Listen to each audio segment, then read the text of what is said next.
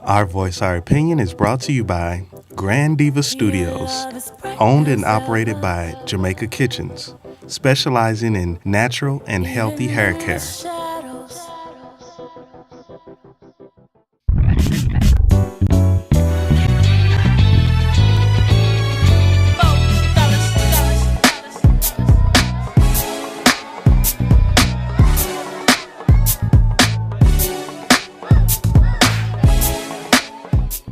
And welcome back to another segment of Our Money. This is a one-on-one segment with our financial analyst, Mr. John Stoner, and we're going to talk just candidly about finances. And previously we talked about budgeting, and now we're going to talk about what does it take when two people are handling an account. How would you advise someone to make up a budget when there's two people involved? Well, I think the process is still the same, whether there's one person or there's five people. I mean, you need to sit down with all parties that are involved that will be affected, make sure that there's input from all the related parties. So for if it's you and your spouse, you need to make sure you sit down. And obviously there are certain bills that there is no way around it. You know, your rent is your rent. Your light bill is your light bill. You know, Right. Your grocery bill, there's some fudge on that. I know in my household we do an allowance. That may work for some, that may not work for others. So if you do an allowance, you need to have buy-in from one another on using allowance and how much that allowance should be. So you make up the allowance. Let me ask you this. So do you run the finances at your household? I do. So I'm a banker. That's what I'm good at. I'm good at the money. So you pass out the allowance amounts. Why are you trying to get me in trouble, man? I'm not. I'm just trying to clarify for the people to see what's best. We made a decision, a joint decision about using the allowance method and how much it should be, and we agreed upon it. Obviously, there are some times when there. So let me get you out of that. What are the punishments for someone who doesn't spend their allowance? Who doesn't spend it or goes over it? Who goes over their allowance? Well, they just get short the next week. Not really, but I mean, you have to work. Obviously, every week is not going to be the same. Right. Now, if it's obviously a pattern, you try to either say something and maybe change the behaviors that's creating that shortfall, or you say, you know what, maybe that number's wrong. Maybe I need to increase that number. Right. And you do that together. You So know, you sit down, you talk.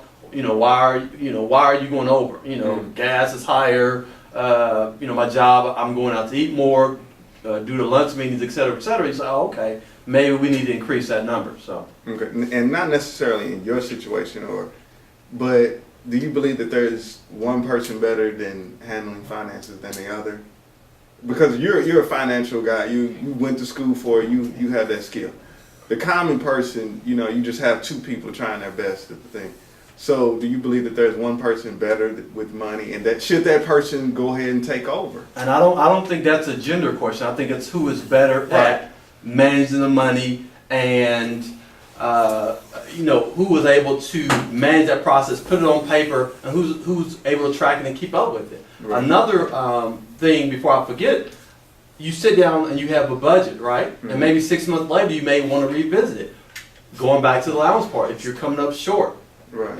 Who knows? You may have too much left over. You know, there may be a change of job. So now you're making more and you want to save more. Or you change a job and you're making less. So now there's some things that have to be adjusted. So you sit down, you come up with that budget. You have a document. Everybody to buy into that budget, but you should revisit it. And So- not only to make sure it's up to date, but as a reminder to all parties. So do you believe a budget works best if you shared accounts?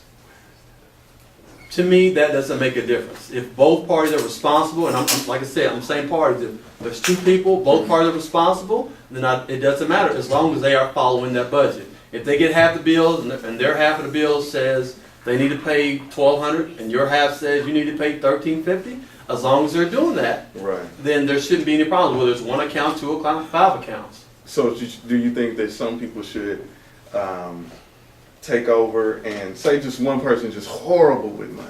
Every time they touch the money, it ends up in the negative.